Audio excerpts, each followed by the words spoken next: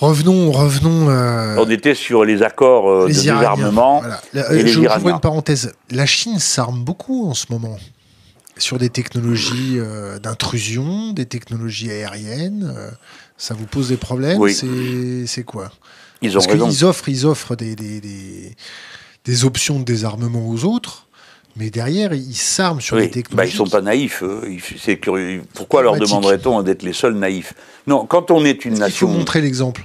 Quand on veut être une nation indépendante, il faut se mettre dans la situation de ne pas pouvoir se faire imposer une décision par l'extérieur. Civis pacem parabellum, c'est ça? Ça, c'est un vieil adage latin. Civis pacem parabellum. Si tu veux la paix, prépare la guerre. Ça, c'est toujours terminé par la guerre, il faut bien le dire. Mais moi, je dis les choses plus simplement. On ne doit pas laisser les autres être en situation de vous dominer. C'est ce qu'il y avait de génial dans la dissuasion.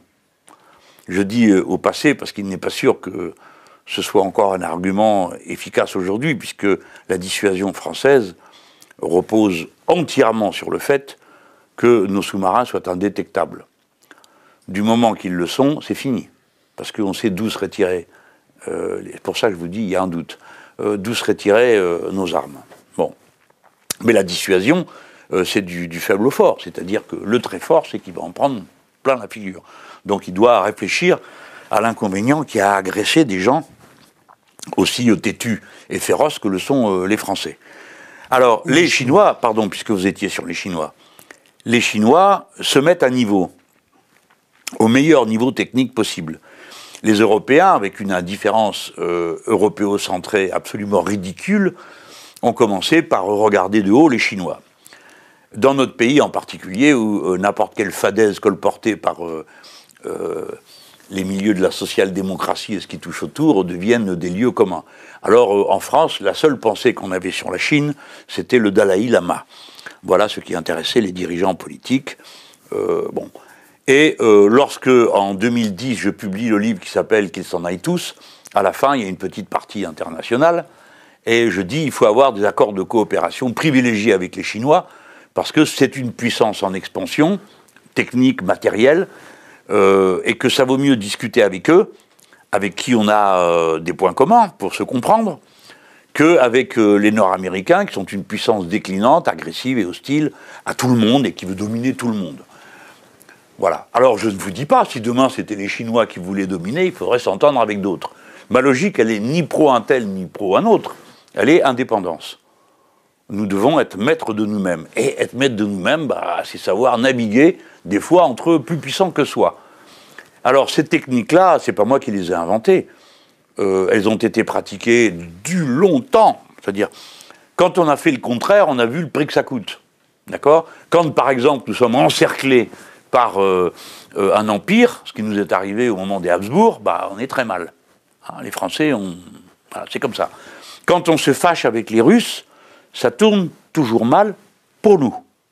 Donc ça vaut la peine d'y réfléchir. Hein, quand on veut faire comme ça les kékés, à aller braver tout le monde, avec 4 chars et 3 avions. Hein, il faut réfléchir avant de se mettre dans des situations inextricables. Parce que celui qui veut faire des démonstrations de force et qui en est incapable, ou qui s'avère être le faible réel, se met dans une situation qui est pire après qu'avant. Si vous dites, vous allez voir ce que vous allez voir et qu'on ne voit rien, clairement, vous dévalorisez. Alors, ça veut dire que pour l'instant, la puissance agressive, envahissante, qui intimide, qui donne des ordres, qui triche dans la partie dans laquelle elle joue, ce sont les États-Unis d'Amérique, qui imposent des amendes à tour de rôle à toutes les grandes entreprises françaises et aux autres entreprises. Ce sont les États-Unis d'Amérique. On fait quoi alors ? On leur dit, tu restes chez toi, tu nous embêtes plus, ils nous sortent du dollar, ils nous font une guerre économique saignante, ils ont une technique... Évidemment, ce n'est pas ça. Vous savez, depuis le XVIe siècle, et le texte de la Boétie, on sait que la servitude est souvent volontaire. Et comme il dit, ils sont d'autant plus puissants que nous nous mettons à genoux. Mais on peut tenir tête, on n'est pas obligé de le faire d'une manière agressive. Mais déjà, on commence par sortir du commandement intégré. Qu'est-ce qu'on fait là-dedans ? Ça rapporte quoi, par l'amélioration de la paye des officiers supérieurs français qui y participent ? Qu'est-ce que ça nous donne ? Ça nous donne le bonheur de quoi ? Même pas d'avoir le contrôle sur la 6e flotte qui patrouille en Méditerranée. Et la Méditerranée, c'est chez nous. C'est pas chez les Américains. Ils n'ont pas de frontière avec la Méditerranée, les Américains. Alors qu'est-ce qu'ils foutent là? Qu'est-ce qu'ils foutent là avec la 6e flotte, leurs 20 000 hommes de troupes, leur matériel? Qu'est-ce qu'ils font là? Ils sont là pour qui? Pourquoi? Pour défendre qui contre quoi? Non, ils sont là pour rien d'autre que pour manifester leur arrogante puissance et leur capacité à menacer tout le monde. Où est le quartier général des Nord-Américains? Il est en Italie. Où est la plus grosse base en Europe des Nord-Américains? Coucou, surprise, le Kosovo. Ah bon? Oui, on a créé le Kosovo que pour ça. Ça, c'est la politique réelle. Le reste, c'est du blabla. Donc c'est d'eux dont il faut se mettre à distance. Mais on peut le faire en leur expliquant pourquoi on le fait. Et puis les Américains ne sont pas tous Trump. Il y a aussi Sanders aux États-Unis d'Amérique. Si Sanders avait été candidat à l'élection présidentielle, les sondages le donnaient gagnant contre Trump au 2e tour.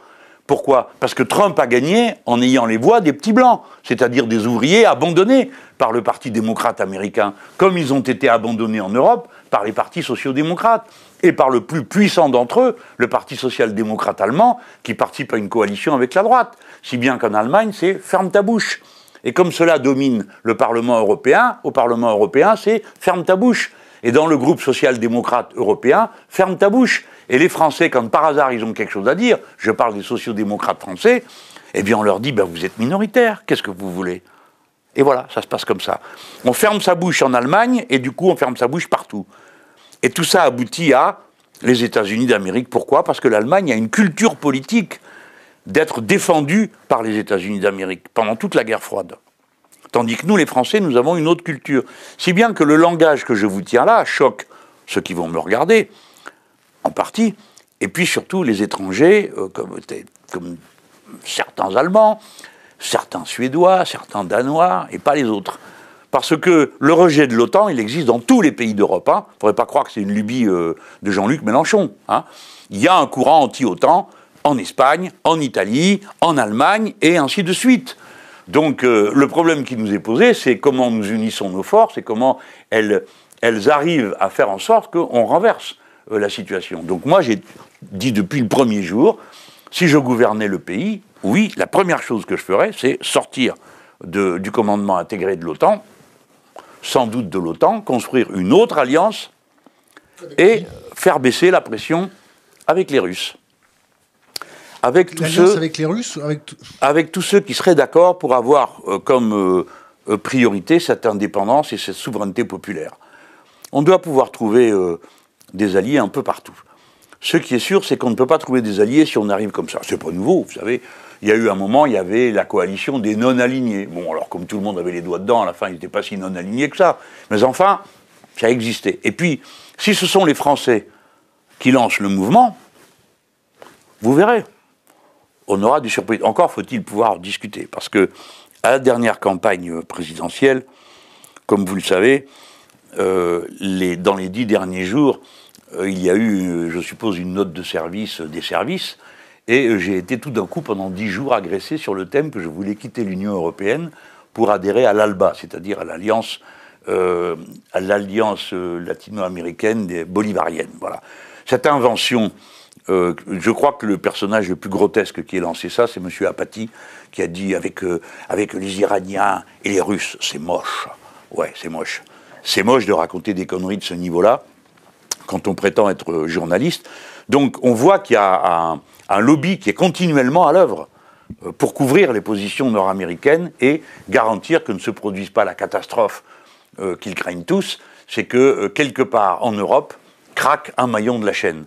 On a cru que ce serait en Grèce, ça ne s'est pas produit puisque Tsipras a retourné sa veste, et ils ont eu très peur que ça soit ici en France, parce que c'est un des 5 pays du centre capitaliste mondial, et que tout d'un coup ils découvrent ce type qui s'appelle Mélenchon, comme vous dites, porté par des millions de gens.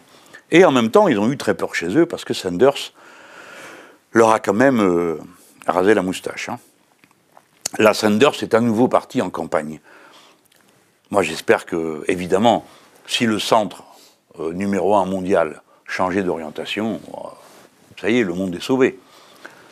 C'est clair que le plus intéressant pour nous, c'est que Sanders gagne, parce que ça nous fait un interlocuteur. Je ne vous dis pas qu'on dirait la même chose. Je crois que je connais un peu assez le monde anglo-saxon pour savoir qu'il ne faut pas trop compter sur autre chose qu'une bonne compréhension mutuelle des intérêts mutuels.